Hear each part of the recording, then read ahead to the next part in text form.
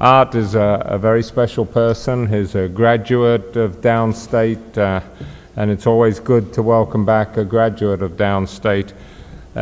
It's particularly, I think, good when that graduate has made a very significant difference to healthcare delivery, not only in his state, New Mexico, but nationally, and Art has done that. After his residency here, he joined the Indian Healthcare Service, and that's how he got to New Mexico and treating the Navajo. He never left New Mexico, 41 years in New Mexico, rising to become a distinguished professor there. He was 15 years as chairman of the Department of Family Medicine and Community Health, and shortly after that became the first vice chancellor for community health. He's had a very distinguished career. He's currently the director of New Mexico's World Health Organization Collaborating Center for the Dissemination of Community-Orientated Problem-Based Education. He's widely published on the subject, including 4 books and multiple articles. He's also received numerous awards, including the Primary Care Award for Education from the Pew Charitable Trust, the Humanism in Medicine Award from the AAMC, is the recipient of the Academic Leadership in Primary Care Award from the National Center for Primary Care at Morehouse, and he also received the New Mexico Distinguished Public Service Award. We're both PIs on a multi-center grant from the AAMC and NIH, looking at best practices to increase diversity in the healthcare workforce, with a view to increasing access to underserved populations. And even although New Mexico, when you first look at it, couldn't be any more different to Brooklyn, very diverse populations here, predominant single underserved population, very rural in New Mexico, definitely not rural in Brooklyn. But surprisingly, I think some of the answers to the problems of access are very similar. And Art's introduced some very innovative ways to look at delivery of care to underserved populations that I think we can learn a lot from. So it's a real pleasure for me to welcome Art back to his home medical school, and I know you're going to enjoy his presentation. Please join me in welcoming him.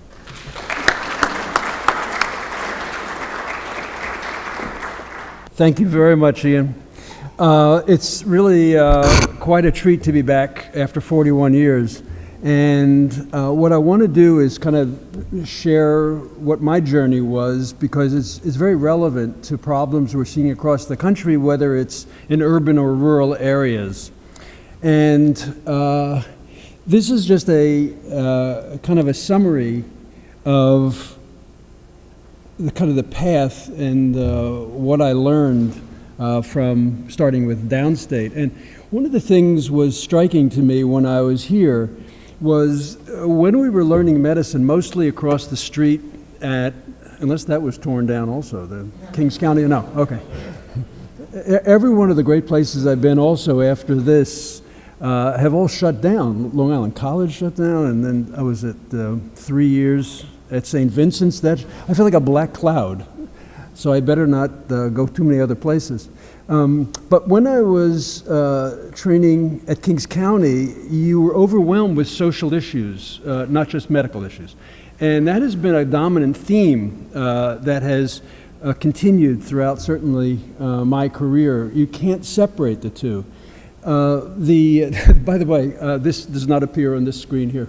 So, the other interesting thing that happened is it was back in the 60s when I was here, and Eli will remember, we were just protesting everything. Protesting, right? And so I remember there was a great head of environmental health, And I remember, I think in the senior year, we were protesting, why do we have to take an exam at the end of environmental health, marching around. And in fact, when I later became a faculty in New Mexico, I had to teach a similar course. And the students protested. They were marching around, how horrible. I felt terrible, but it was chickens coming home to roost. So I also realized that some of the things we learn in school have enormous relevance later, but sometimes it's not apparent to us then. And we have to be a little bit more humble than certainly we were back in the 60s. Back then, there was an incredible study done of Downstate about its relationships with faculty and administration, and I was just a randomly chosen student about what my attitudes were. And they would just follow me for a number of years. And it was my introduction to medical sociology in this process, and I've used that study in others, reflecting on our own experience. And one of the things that I learned, which I've reflected on over many years, is the weird kind of role of roving ward teams in teaching hospitals. And there was a wonderful article written, Getting Rid of Patients, and it was a sociologic study of kind of the pathology of ward teams. And I see this all the time. Oh, I see some residents over here. And I see this all the time. You have, I almost think they're like gang signs where you're, and you really praise the intern or the resident for blocking admissions, or you are successful and you can punt a patient to another service. And this is going to destroy you in practice, but somehow it's acceptable and praised on ward team. So the whole idea of looking at the sociology of your environment becomes very important. I went to St. Vincent's as a medicine resident for 3 years, and this is where I really appreciated Downstate. There were a number of us who went to that residency, and all the ones from Downstate were the ones who were given the toughest assignments because our clinical training here was the best. And they always made a presumption you had seen everything at Kings County Hospital and the affiliated hospitals. I then decided I was going to be a psych resident, but when I was in the Indian Health Service for 2 years, I couldn't refer a single person to a psychiatrist at that time because of the stigma.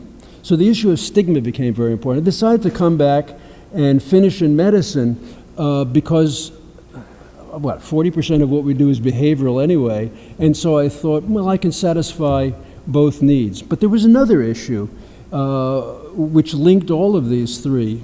At that time, I don't know if we do it now, tuberculosis was endemic in Brooklyn, and so all students got BCGs. Do they do that now? We got BCGs. I was not one of the better students, so I didn't quite understand everything, but I thought I was protected for life. Years later, after the Indian Health Service, I was working at St. Vincent's, and we were taking care of patients off the Bowery, and I contracted tuberculosis and had a big cavitary lesion on my lung. I was on triple therapy, and after several weeks, I felt better. I went back to work. But I told my parents, I said, I got this ancient disease. They said, what'd you get? I said, I had tuberculosis. They said, don't tell anyone that. Shh, shh, don't tell anyone that. Just say you had pneumonia. I said, what the? Because for them, that was a disease of poverty. It was a stigma. And we see the same thing, not just with HIV, but with mental illness. And again, what is the social context and environment which keeps people away from their diagnosis, keeps people shunted away or marginalized in our society? So that's kind of another theme. Now, any innovation that's successful, whether it's education or service, to me has to have a context. Does it address a crisis in the environment? And what is the environment in New Mexico? As Ian said, it's very different. It's the 5th largest state. It's the 3rd poorest. There are issues of travel, cultural differences, very high unemployment rate. It's not a union state at all, lots of small businesses, and very, very large in-migration of undocumented immigrants. And they're quite stigmatized and marginalized, and yet the whole state depends on them for economic reasons. Now, there are also many assets which we build on. Very strong cultural strengths, very strong family bonding, great community centeredness. It's a mix, very interesting. We have the county which has the highest rate of mortality from heroin overdoses. But we also have the county which is very poor, but for its poverty is one of the healthiest than one would expect because of the Hispanic paradox. When you have so many new immigrants from, in this case, Mexico, they're healthier. After a generation or two, as you know, they get real sick, like the rest of us. So we have to adapt to that environment. If you look to the right and left of us, east and west, you'll see that these are very conservative states. Because the majority of New Mexico are ethnic minority, 45% Hispanic, 10% Native American, and 2% African American, it's much more liberal. And we're kind of a purple state now with a Democratic legislature, Republican governor. But we still adhere to affirmative action when this is gone in our neighboring states. So it's a unique mix. Now, some years ago, we developed this vision statement, and it really has driven a lot of our activities. And it's an important statement, and I didn't know this, Dr. Imperato would. This conforms to the best of public health messaging, which I had never heard about until after we did this. And that's the rule of 3-9-27. No more than 3 concepts said in 9 seconds and 27 words. Who knew? But people actually can remember this. How many of you can ever remember the mission statement or vision statement of your college or graduate school? You can't, they all blur together, but this one you can actually remember. And the operative word here is health. Health. Not health services, health. And that means you've got to measure health, and you're not going to improve the health of your community unless you deal with those social forces we were talking about. Now, we went around the state and said, how are we doing when I became vice chancellor? And we wanted to know, how do we improve their health? And we got some really negative feedback, which was shocking to us because we always describe ourselves as being quite terrific. Not so in the community. One, we are known as the University of Albuquerque, not the University of New Mexico. We seem to come when there's a grant, we disappear when the grant goes away. There seems to be no long-term commitment. We don't ask for the community's leadership and wisdom, it's always our own. They never say no when we ask to work with them for fear we'll never come back, but it's really never their priority. And last, this is really important to us, we don't compare well to the land-grant university, to New Mexico State. So every state has a land-grant university. University of Colorado has Colorado State. University of Mississippi has a Mississippi State. And those land-grant universities have cooperative extension, agriculture. And they put agricultural agents in every single county across the United States, urban and rural. They're here, they're in Brooklyn, who knew? But those are people who everyone loves because they take care of everything locally. Kids with their 4-H clubs, they go to the local rodeos and fairs, they help increase crop yields for economic development. So this was surprising to us, and we had to come back to this. Now there's a data point which is really important, which bespeaks why we have to change our focus and use our healthcare dollars in a different way. In New Mexico, if you look at the one population that has some of the best screening and treatment for diabetes, it's the Native American population. Great federal programs, great state programs, best quality of care, and by far the absolute worst outcomes. Highest death rate. Every reservation now has a dialysis unit, terrible kidney disease. What the heck is going on? Great quality, terrible outcomes. Well, the reason is it's not the quality of care. It's the fact that for 20, 30, 40 years, there's been a total neglect of the underlying social determinants.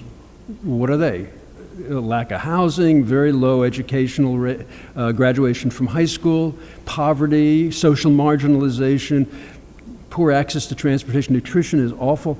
It's mostly commodity foods in many communities from the feds. So if you look at all those social determinants, they have a much larger impact on health than what we do when we're training with our white coats and we're doing our hospital. We're doing great stuff, except that it's so far downstream, it doesn't have much of an impact on health of a community. The Vassar Institute for Public Health did a study, this is back in 2008, and they compared these social determinants in every single state.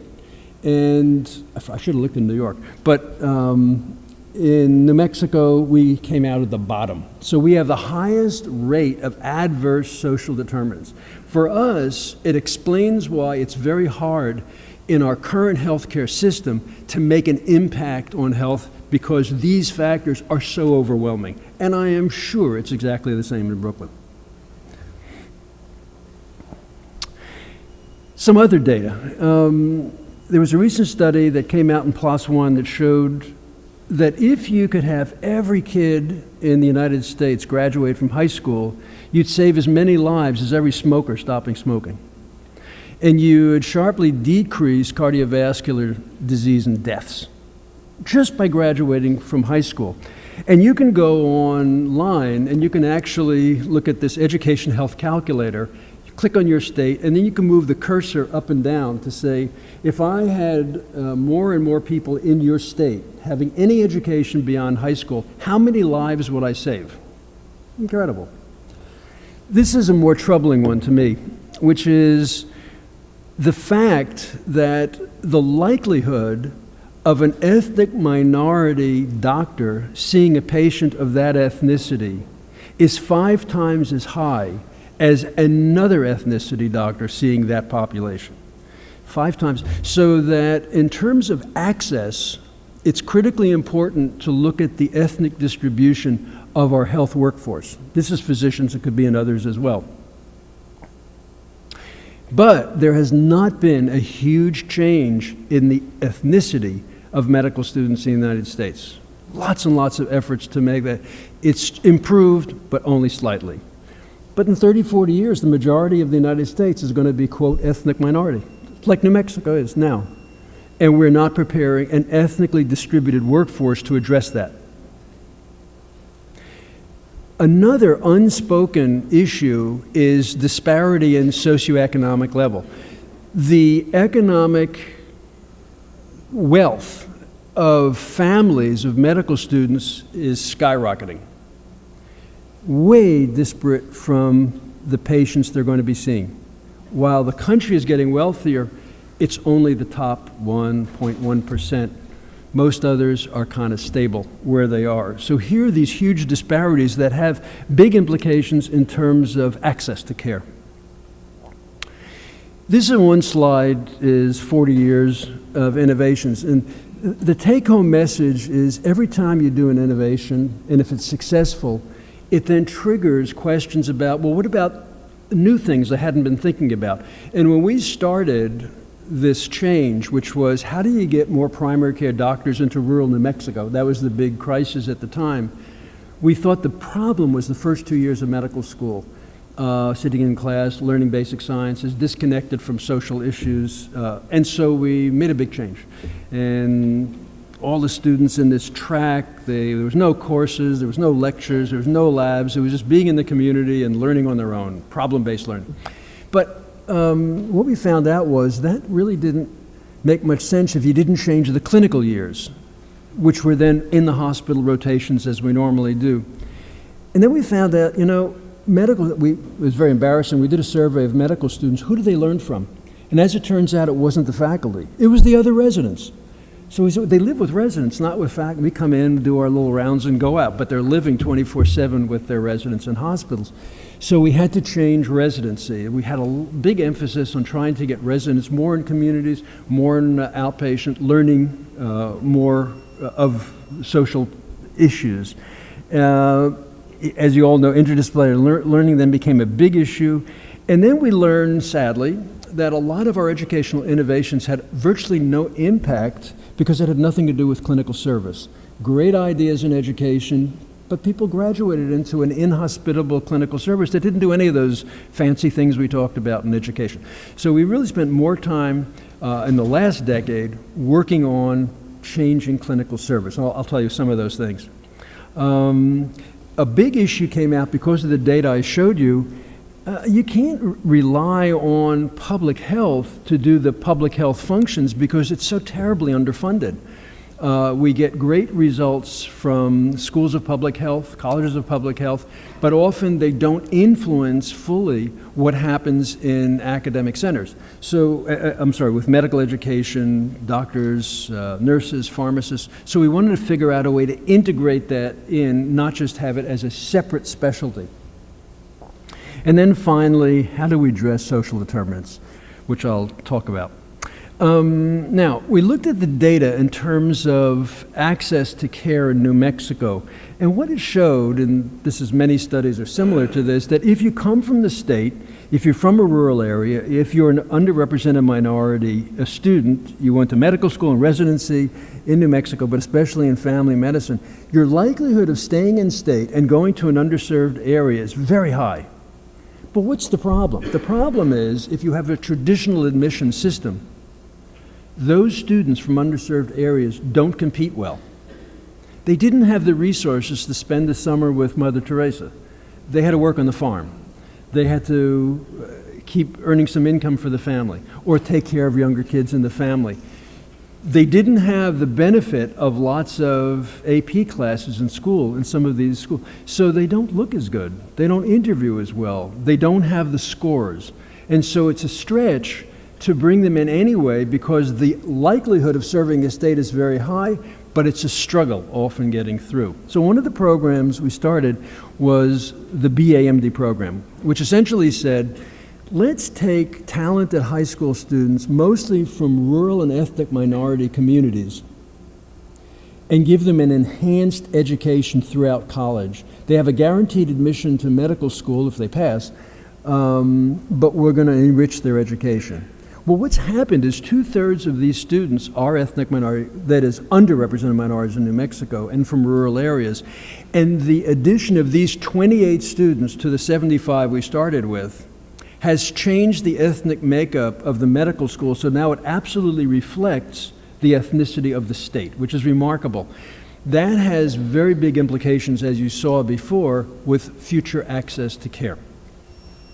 This is what it looks like when we try to integrate public health into all of medical education. We have every student in New Mexico has to graduate with a certificate of public health. It's about 12 credits to an MPH. The goal is not to have everyone get an MPH. It's to have everyone, regardless of what field they're in, have a population perspective on the patients they see. For every patient you see, there's 10 patients with the same problem that no one's taken care of in your community. What is it in the community that has been an environment that has led to that admission? And this is recurrent throughout the 4-year curriculum. Our feeling was that a lot of students think that public health is something that happens in Washington and Albany, it's someone else's problem. So we wanted to say, public health policy issues, they take place every day where you are, whether it's a classroom, a clinic, or a ward. And we started on the ward because that's where a lot of people spend their time as students. And we said, every admission, just ask the question when you're doing ward rounds, how could this admission have been prevented? And the answers are incredible because they tend to be policy issues. And I'll just give you 2 examples. So one of them was I was called to the emergency room by a resident and a medical student, and they had to admit someone at 2 o'clock in the morning. So I went down, I said, this patient doesn't have to be admitted. Why are we? Well, they said, because there's no way for the patient to get home. I said, wait a minute. It's a $10 cab ride. There's taxi vouchers. No. The taxi voucher program closed because the social service department that ran it was saving money by decreasing it. So they made money by decreasing this program, and the rest of us had to do a $1,000 to $2,000 admission. So I said, this is ludicrous. So the charge was that they had to go to the administration, present the problem, and say, could we reinstate the taxi voucher program? That took a half hour. So that was done. Hey, okay. Did a policy change, little mini thing, but just to take that next step. The other one is I was on the wards, 2 patients, they were unrelated. 2 patients were admitted in 1 week with diabetic ketoacidosis. Okay, ask the same question. How could this patient admission have been prevented? And what the issue was is both of them were indigent. They were working, but they worked at piecemeal jobs where if they left work, they could get not just doc pay, but may lose their jobs. And our pharmacy, which was the only place they could get inexpensive or free insulin, which is hideously expensive, was only open 9 to 5. They couldn't leave work. So we said, wait a minute. So we went to the administration. This took a number of hours, and they agreed to have weekend and evening hours for indigent patients who could only get this reduced cost medications. So there was an example of just ask the question. As faculty, we'll back them up. But we want the students and the residents to be in the front line, seeing issues of public health, population health, policy changes are all around them if you just open your eyes and see it. But we have to support that. Now, we've also come to realize that workforce issues are not disconnected from these social determinants because of what we talk about in terms of access. And I often think that a lot of the benefit of our healthcare system comes because of economic development. If we can graduate one doc that goes to a rural town in New Mexico, that doc will generate $1 million of business and hire about 18 people directly and indirectly.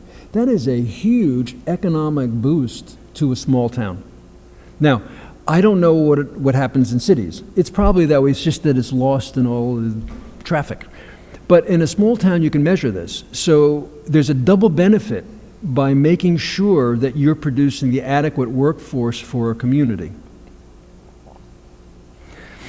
Now, if you look at who goes into primary care in New Mexico, as it turns out, we often consider, like for physicians, anyone going into family medicine, internal medicine, pediatrics, but the reality is not that, as you know. Vast majority of internists become hospitalists or subspecialists. In New Mexico, more than half of pediatricians are going into subspecialties. Well, what about nurse practitioners and physician assistants? Half of them are going into specialties, following the dollar. So family medicine in New Mexico is almost the only one that's like 95% staying in primary care. The others are important, but you can't rely on them 100%. So what we decided to do is decentralize our family medicine residents. These are large residents, about 76 residents. Half of them train in 3 rural programs, half in Albuquerque. And what we did is looked at, because there's data that shows about 80% of graduates from a residency, any residency, work within about 100 miles of where they graduated. And this was true. What we found was of the urban residents in New Mexico, for family medicine, only 25% work in rural New Mexico. Most of them stay in New Mexico, but mostly in urban areas. But of the rural residency, 70%, huge. So we decided we're going to expand the rural residencies because of the critical need we have. Curiously, more related to Brooklyn, of the urban residents, almost all of them work in federally qualified health centers because we train them there. We looked at a different way, or an additional way, of getting residents to want to stay where they needed, and therefore we have them rotate from their rural sites in even further underserved areas, whether they're Pueblos or Navajo Reservation or ranching communities. And this was also very important in terms of increasing workforce in those communities. Now, the element that we used here is what we call academic extension hubs. If you just have someone go to a community and say, you know, great, have a good life, it doesn't work very well. The retention is not very good. But if you surround it with a number of graduates from different fields of the academic health center, and they remain a part of your system, all of them then become teachers. We send them students, residents that rotate there. They're connected to the library, they get CME credits, all the things that they really care about. Then they're not isolated, and especially with the technology we have now, no one should be isolated. But it takes more than just hoping they go to some place that's needed. You have to continue with them. So we see the academic center as part of their professional lives if they're in the state for the rest of their career.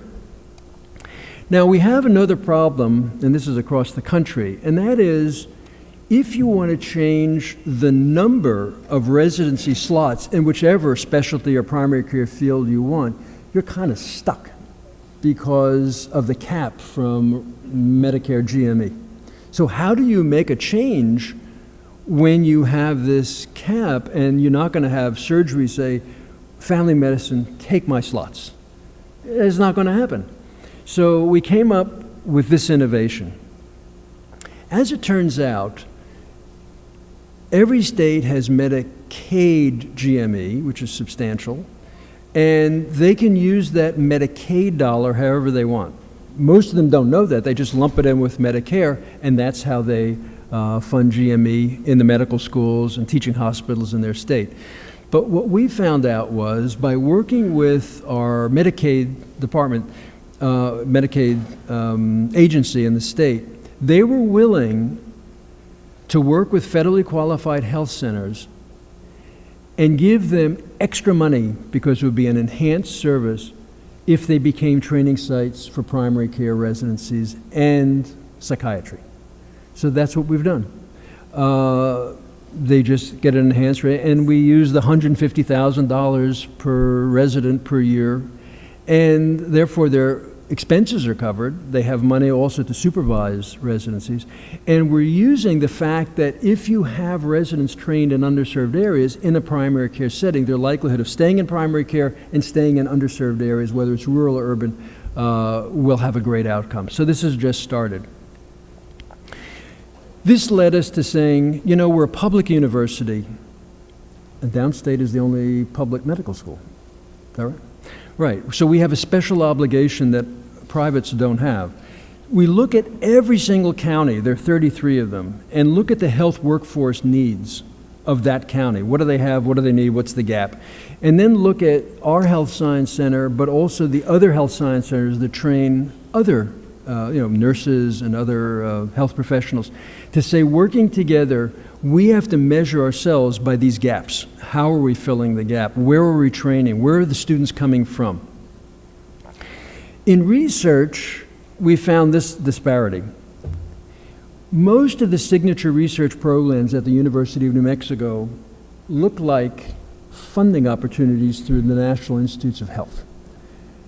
And that drives a lot of the decisions about what to apply for and who to attract as a researcher. Every county in New Mexico has a comprehensive health planning council of representatives of different stakeholders, business, law enforcement, farmers, health, everybody. And they came up with their priorities. And on the left, look at the priorities that the communities have: substance abuse, teen pregnancy, obesity, access to care, violence, diabetes. There's not a huge overlap here. So one of the roles under our new vision is to start with what does the community need? And then how are our researchers being deployed to also help their need? Not just, and the ones that they are currently are very important, but can they have some of their time with what the community actually wants? So there are two programs we developed to try to make this bridge between the health system and the community. One is health extension agents, which is just robbed from agriculture. We just applied it to health. And the other is community health workers. Both of them focus primarily on social determinants, and both of them live in community served, as opposed to, remember that slide, we live in Albuquerque, we're going to go back and forth. That doesn't work very well. You have to have agents that are in the community. This is the health extension program, and this has been rather remarkable. So it has employees from the university and others that participate, and they're scattered around the state, and their role is to link health priorities of their region with academic health center resources. That's their role. They can do the services directly, or they mobilize us to come out. But they tell us what's happening every minute, every day. It's real time. For them to be effective, they have to be participating in and be liked by all the regional stakeholders, whether it's agriculture, or business, or community agencies, nonprofits, all of it. So these folks are chosen from the community and by the community. We employ them, but they've got to be acceptable to the local stakeholders. This is an example of health extension in the Eastern Navajo Reservation. One of the problems for any of you who've worked in Indian health is very high turnover. Very few people stay. It's a critical service, but the cultural differences are so enormous. Educational opportunities are very poor, often reservations. So the Navajo Reservation wanted to grow their own, and they wanted to have their own kids excited about becoming docs and nurses and pharmacists. So the bigger problem was they couldn't graduate from school because the graduation rate on reservations in New Mexico is about 42%, very, very low. So the health extension agent coordinated lots of pipeline programs and with the local regional support, developed pipeline programs. Kids staying in school, graduating, and getting excited about health careers. And this has been a sustained project, which has been very important, totally driven by the community's priority. This idea of health extension we wrote into the Affordable Care Act, and then there are many states that are now testing different aspects of this. This really pissed off the agricultural sector because they felt we stole their name and we were going to get a lot of money for it. They were right, but later we actually have begun to work with agriculture. A lot of the ideas for community health workers, there's nothing new here, but we got some of the better models from developing countries. And you would be familiar with this because community health workers are extensive in developing countries. They exist in the United States, but they're very disconnected from academic health centers and the health system itself. But what we did is we worked with Medicaid managed care in New Mexico because they all had a problem and they contracted with us to solve this problem. Many auto-assigned Medicaid patients were used to just using ERs, and I'm sure you all see them here at Downstate and Kings County and other hospitals, because they don't have a background or history of how to use the system in any different way. So the managed care companies had all of this case management all set to take care of these patients and instruct them in how to use the system. But one, they couldn't find them, and two, they didn't come. They just kept using the ERs. So we demonstrated by hiring a cadre of community health workers that one, since the community health workers were from the neighborhood, they're culturally, linguistically competent, they could instantly find those patients. And they found they didn't have to bring them to the case management in most cases because they could handle those problems in the field. They're mostly lack of understanding of what they had, what they were entitled to, where they could go, the benefits of the services. They were doing kind of health navigation.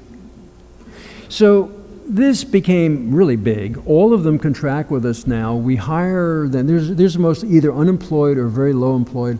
Mostly women from the community. They're either ethnic, they're all ethnic minority, but usually Hispanic because of the neighborhoods in Albuquerque. And they have saved Medicaid managed care a substantial amount of money. Actually, we published an article in Dr. Imparada's journal about this role of community health workers. This is now gone national, this approach in Medicaid managed care. So it's like in 11 states now. It's in every county, and it's now being picked up by federally qualified health centers. This issue of how do you have community health workers that we now know work in communities with managed care, could you actually bring them into the health system itself? Just like public health. Can you bring it into wards and clinics, something that's meaningful to us on a day-to-day basis, not something outside that someone else does? So Robert Wood Johnson did a survey of 1,000 physicians, and they found that 4 out of 5 said, you know, these social issues are as important as our medical problems. 2, I don't know what to do with it. I have no training, there's no resource to do it. And 3, it's not just an issue of poverty. Really, all of our patients have some issue, and if I don't address it, their health is going to get worse. Okay. So we decided to set up a social determinants prescription pad. Let's get it into the health system. And all patients are asked these questions now in our system. And this is, you know, these are hundreds of thousands of people. So these are the common ones, and these ones were picked out simply because the community health workers that we work with around the state said these are the important ones to ask about: food, housing, utilities, transportation, employment. And we asked 3,000 consecutive patients in our clinics and in a neighboring federally qualified health center these questions. And this is the response. Half of them had at least one adverse social determinant that was unknown to the clinic. Half of those had more than one unknown to the clinic. And these were mostly people who didn't have severe problems.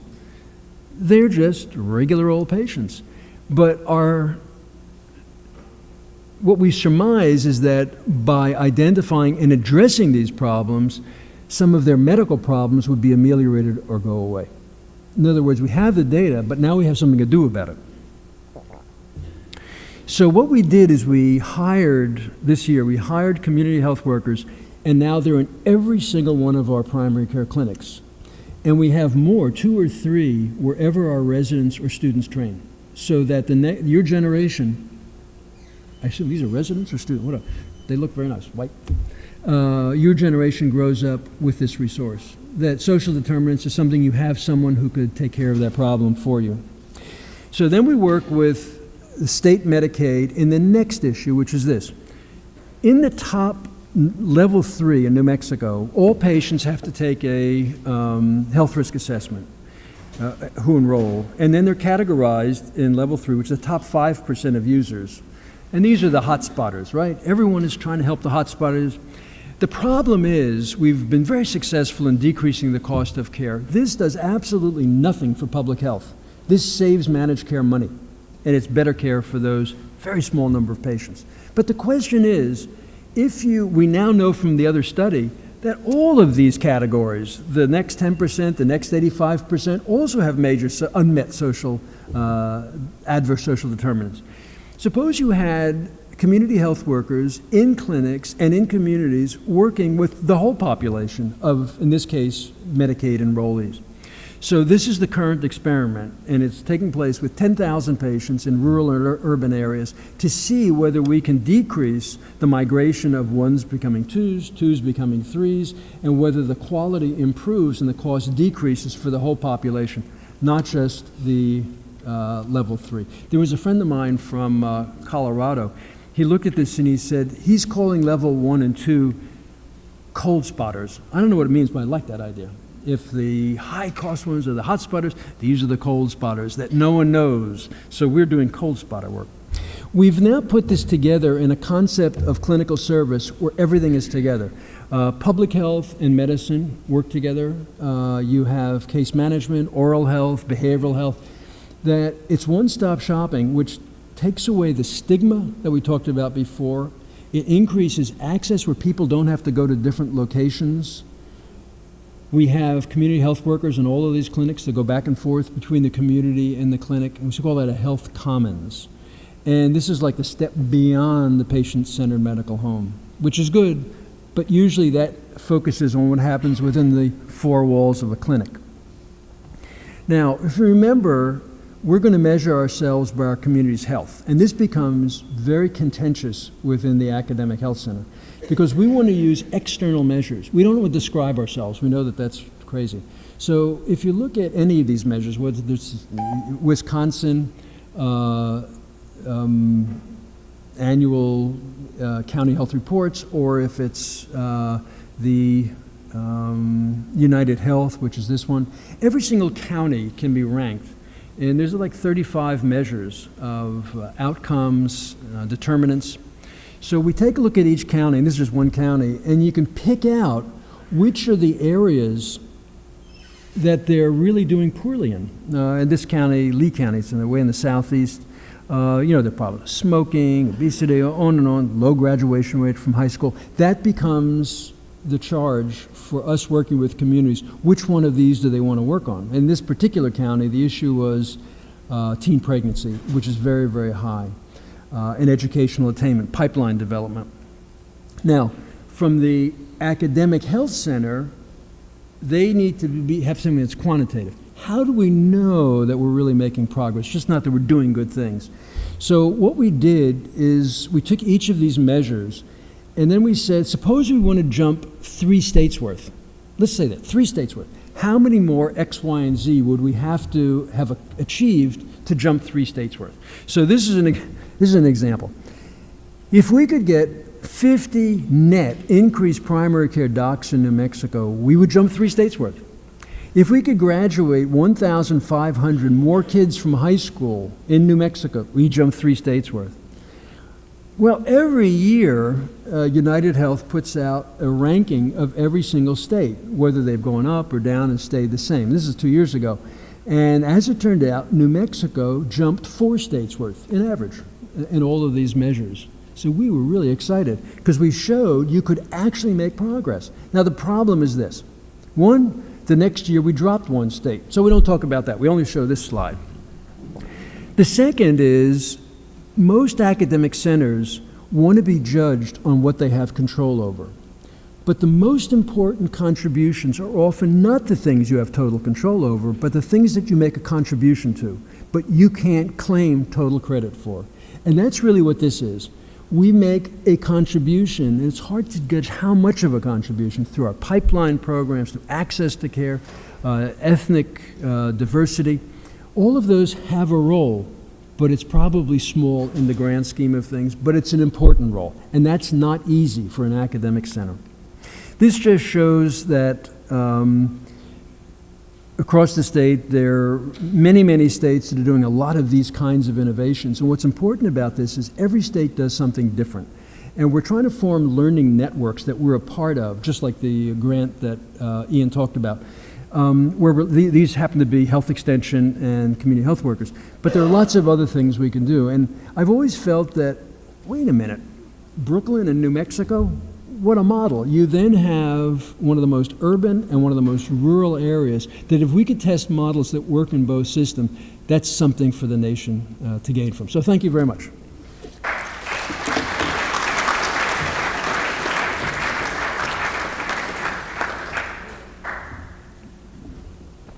And I'll answer some questions if there's some questions from the audience. Pat?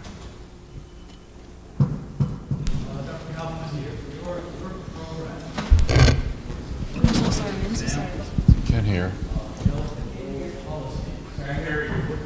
Let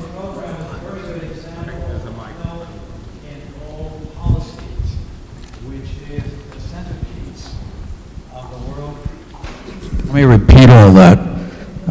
His program is a very good example of HIAP, which is Health in All Policies, which is the centerpiece of the World Health Organization's effort to address social determinants of health throughout the world, because you have incorporated, whether you realize it or not, health, education, and agriculture, based on the slides I saw, and probably many other sectors.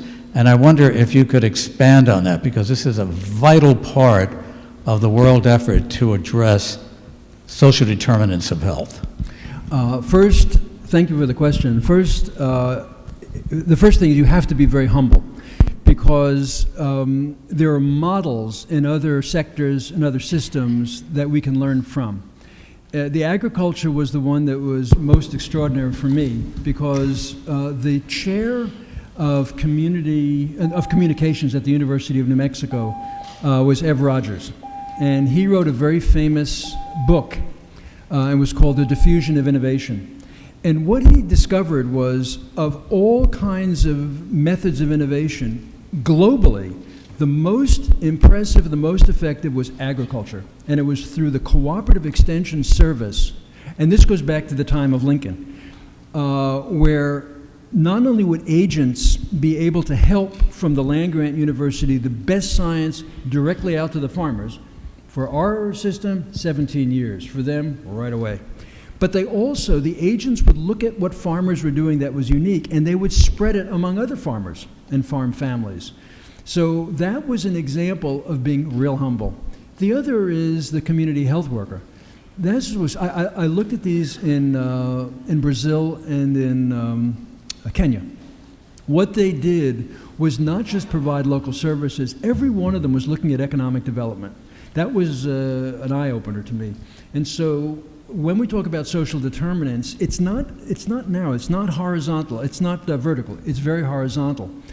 And the other thing I would say is the struggle we have at academic centers is that we're compartmentalized. Most of our entrees are in individual vertical programs. And when you look at developing countries, and I see it in the United States as well, when you have, let's say, an HIV program in Rwanda, it's fantastic, except it damages the public health system because everyone runs to the new program to make 3 times the salary and undermines what's general. Most of our data shows, and the way we train our health extension agents and community health workers are trained generally. They're not just maternal and child, they're not just HIV, they're not just tuberculosis. So we have to think in terms of social determinants very broadly. It makes us work in a different way, and that's not the way academic centers usually work. So I think the struggle is always internal, and we're looking at how does each special area also have a social determinant component, and that's why we're putting these social determinant agents in every clinic. Thank you very much for a wonderful talk. I'm the director of the Brooklyn Health Disparity Center, so we do a lot of work in the community along those same lines. A lot of the work that we do, including yours, is funded through grants from the NIH and other sources, which is important to generate the new knowledge, the new ways of doing things. But the problem is these grants always run out, and they have to be sustained in order to institutionalize those new findings so that the population health can be taken care of. So my question to you is, how do institutions guarantee commitments to researchers such as you, myself, and other centers to make sure that the things that we find in our work in the community is sustained in those academic centers? That's question number one. And question number two is, you are the Vice Chancellor for Community Health in New Mexico. Do you have a budget that makes sure that you actually make this happen? Good. So I won't answer the second because it's too embarrassing. But the first question, no, I'll go backwards. No, I generate the funds. I mean, our office is paid for, so my salary, maybe parts of others, but I'm going to show you how we get funded. So my feeling is you've touched on something that's critically important. We live by our grants, and that's our fame and fortune. However, what I talked about, not a single one is grant funded. That's built into the system. It's hardwired. It's either hard dollars from the state or it's Medicaid managed care funding continuously. Now, it's not that they can't stop, like a state can stop or federal programs stop, but it's different from a grant. What we've tried to do is build it into their system so that they are part of the program. So when you look at all the community health workers, they're all funded either by continuous county funding or continuous Medicaid funding. And it's part of the system. There's no grant application. That's what's so amazing about this. And we specifically wanted to get away from the ups and downs of grant funding for this. It's not that the grants are important. Grants help us test a model, and then we try to build it into the system. If you're not institutionalizing it, it doesn't really work.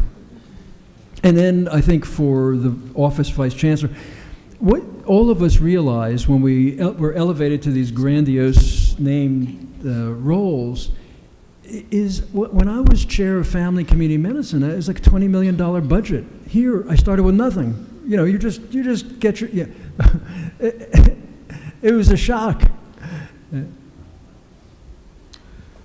Thank you very much for a public health perspective in medical grant rounds. Hopefully, we'll see more public health. In one of your slides, you indicated the direction that your residents came from.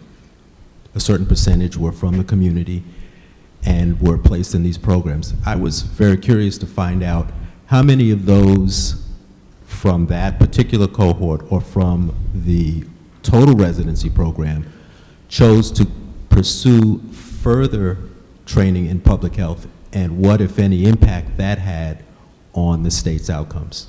That's a great question. So our intent was to have, and this is always a debate, do you take the students who are enthusiastic about public health and have a track for them, and we have a history of tracks for different things, or do you have it a popular education for everybody, hoping that more people will move in this direction, even those who may not have thought about it in the beginning? So here was the dilemma. There is a divide between those who traditionally work in public health and those who work in medicine. And while we were all excited, we're going to work together, often our public health partners say, keep away from me. And I think that's a very big divide in our country. And there's a fear, which I think medicine is responsible for, because when we didn't want to see poor people, let public health take care of them. And then Medicaid came, give us back those patients. So we jerked around public health. So they're leery. So when we work with public health, we have to say we're going to do this really as a partnership. We're not going to take them over. We need them to help us. But the faculty in public health remain leery. And if you look at the teachers in this track, it's virtually all docs who've had MPHs, who know how to make that bridge. That shouldn't be the way it is. It's what we've got. And I think it's important in terms of the work we still have to do to overcome that. Time for one more question. Hi, my name is Melissa Lee. I'm in med-peds doc over at Kings County in primary care.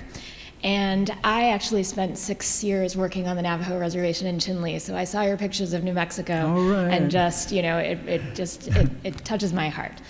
So I just wanted to ask a question about, you're starting with UNM, spreading out into the communities, trying to make sure that the providers who you send there feel supported from the university, so they have resources, so they feel part of a larger community, even though they're in a rural situation.